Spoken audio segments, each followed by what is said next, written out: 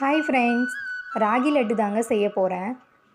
பசங்களுக்கு school leave விட்டதுக்கப்புறம் கண்டிப்பாக வீட்டில் ஏதாவது ஸ்நாக்ஸ் செஞ்சு கொடுக்க சொல்லி கேட்பாங்க.